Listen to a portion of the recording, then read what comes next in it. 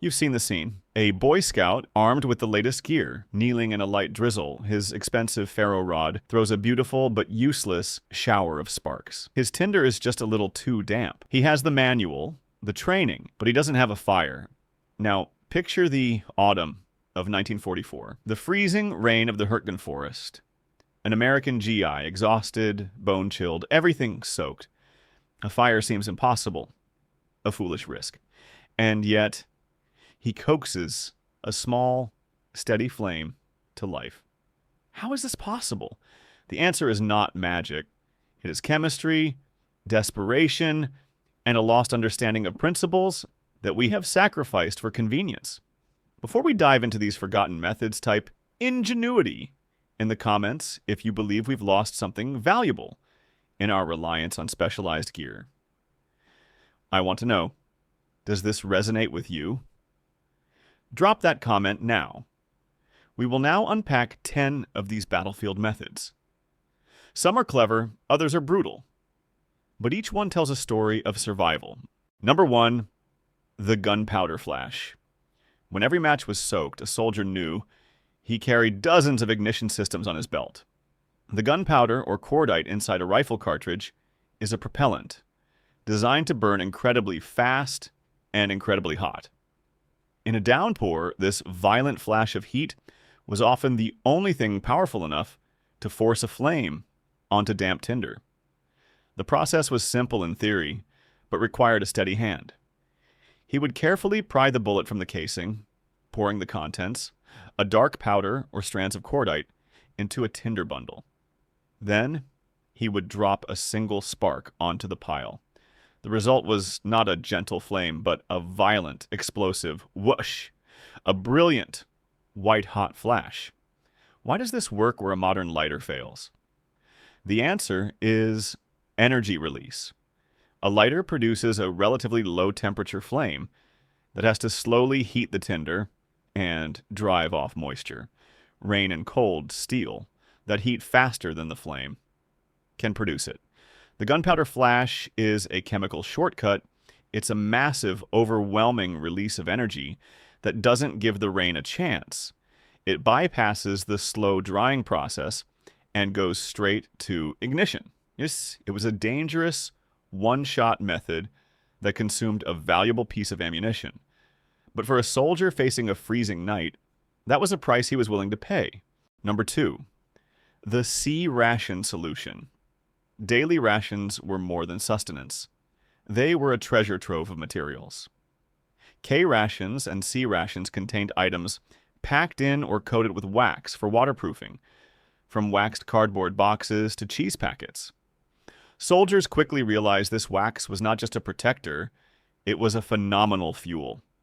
A soldier could tear a strip from a sandbag or uniform, roll it tight, and shred waxy cardboard from his ration box into it.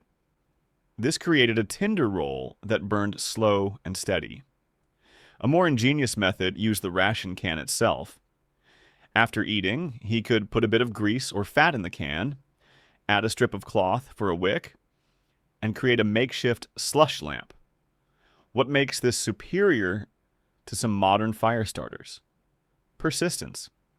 Many modern starters burn fast and hot, designed to catch dry kindling. A wax roll or a slush lamp provides a persistent, lower temperature flame. In a downpour, this extended burn time is everything.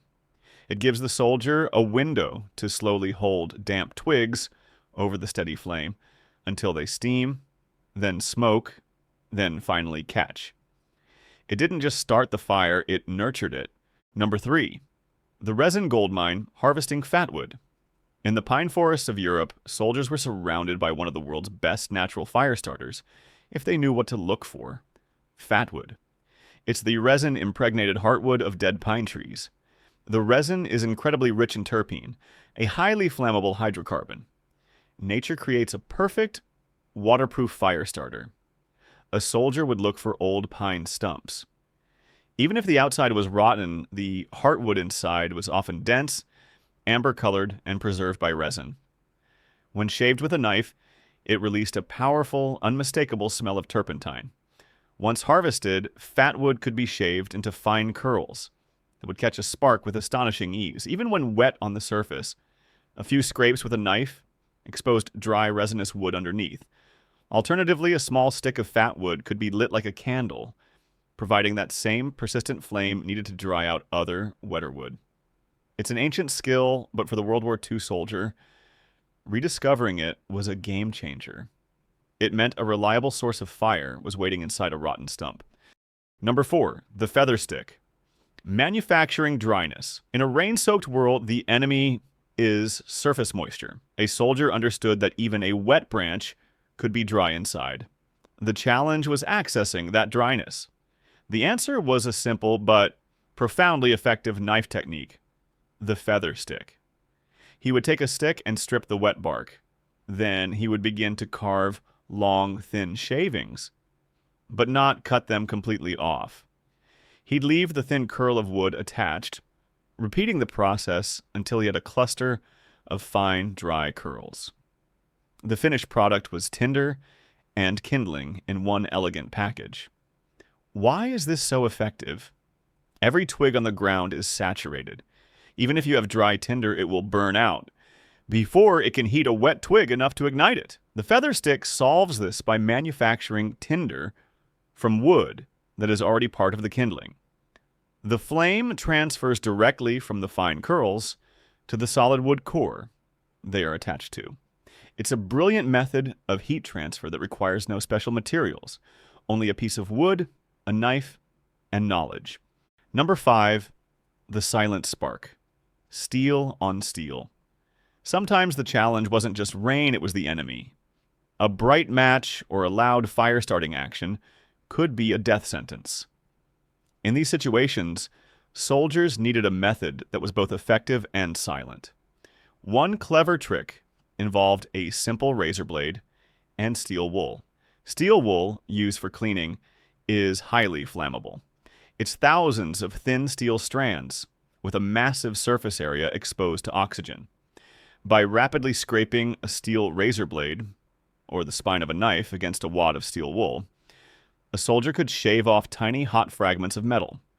These fragments oxidize or rust almost instantaneously, creating a shower of dim but very hot sparks. The steel wool would begin to glow and smolder, not with a flame, but with a creeping hot ember. This glowing ember could then be gently blown into a flame within a tinder bundle. The primary advantage was stealth. It was also remarkably effective, as long as the steel wool was kept dry. It's a testament to the fact that fire isn't always about a big flame. Sometimes it starts with a silent, determined glow. Number 6, the fuel wick system, the improvised lamp. In a mechanized war, liquid fuel was abundant: gasoline, diesel, oils.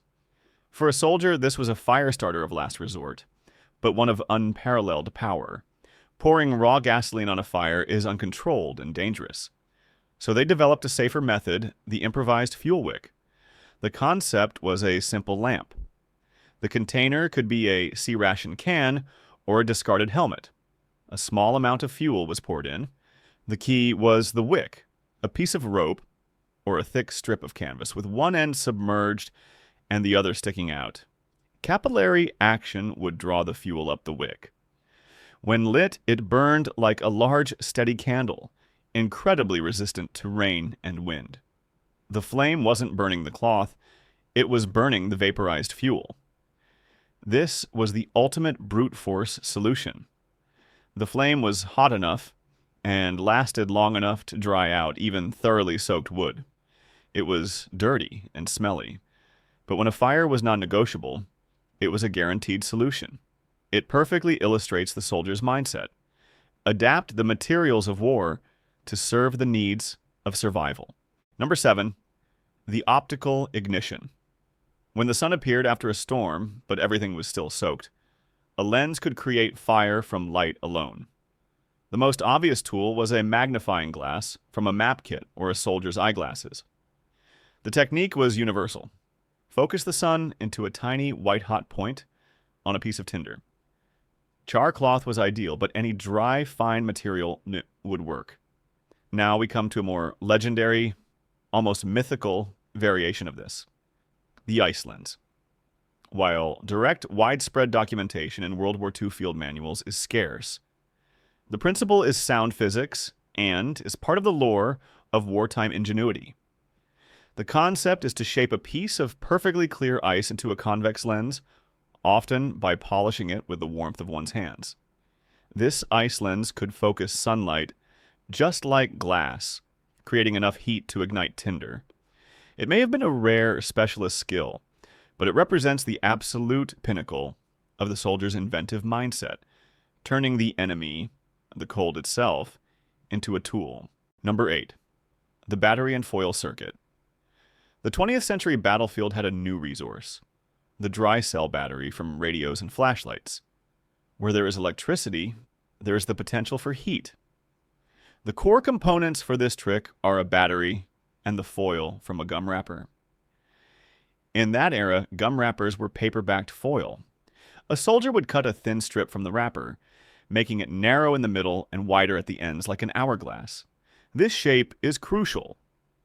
According to the principles of electricity, resistance is highest where the conductor is narrowest. He would hold the wide ends of the foil against the positive and negative terminals of the battery. This completed the circuit.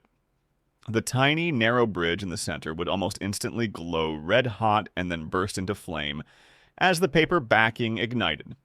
The flash was brief, so he had to hold the center of the foil directly against prime tinder. While often demonstrated in modern survival, the components were right there on the battlefield, a logical extension of the ingenuity mindset. Number 9. The P-38 power tool. Every GI with C rations carried a P-38 can opener. This tiny piece of stamped metal was designed for one purpose, but its utility was limited only by imagination. Crucially, the P-38 was made of hard carbon steel. This meant it could be used as a striker for a piece of flint, or chert. A soldier could strike the P-38 against flint, sending a shower of hot sparks into tinder. It was a perfect, dedicated striker that he carried everywhere. The P-38 represents a core principle of the soldier's survival mindset: multifunctionality. No item had just one purpose. A can opener wasn't just a can opener. It was a spark generator, a prying tool for removing bullets from casings, a scraping tool for preparing tinder. While a scout might carry a dedicated striker, a soldier understood the tool he already had was sufficient. Number 10. The entrenching tool. Kiln. Starting a fire in a downpour is hard. Keeping it lit is even harder. The solution was to go underground. Using their standard issue entrenching tool, soldiers could construct a highly efficient and protected fire pit. While this technique is ancient, likely originating with Native American tribes, it was perfectly suited to the needs of a soldier. The design is simple, but brilliant. Dig a primary hole about a foot deep. This is the combustion chamber. Then, upwind, dig a second, smaller hole, connecting to the first with a tunnel at its base. This design does two incredible things. First, it protects the fire below ground level, shielded from wind and rain. Second, it creates a self-stoking draft.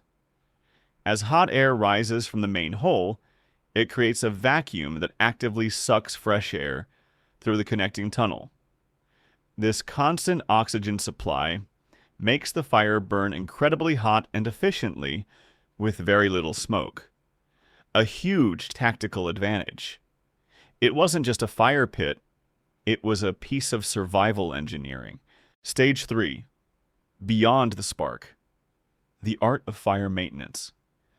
Creating the first flame was only the opening skirmish. The true art was in sustaining it. The first principle was elevation. A fire built directly on wet ground loses massive heat. The soldier had to build a platform, a layer of green logs or stones, to create an insulating barrier. The second principle was structure. Instead of a classic teepee lay, which is vulnerable to rain, a soldier would often use a lean-to lay. He'd drive a larger, water-soaked log into the ground at an angle to act as a shield and a heat reflector, then build his fire at the base. Rain would run off the large log rather than extinguishing the small flame. Finally, there was fuel management. He had a small pile of his driest kindling ready. Beside that, a larger pile of pencil-sized sticks, and surrounding the fire, a ring of larger soaked branches. The radiant heat from the fire would constantly work on this outer ring, slowly steaming and preparing the next layer of fuel. It was a continuous production line. So why did the method with state-of-the-art equipment fail, while the method with pocket litter succeeded? The answer is a fundamental difference in philosophy.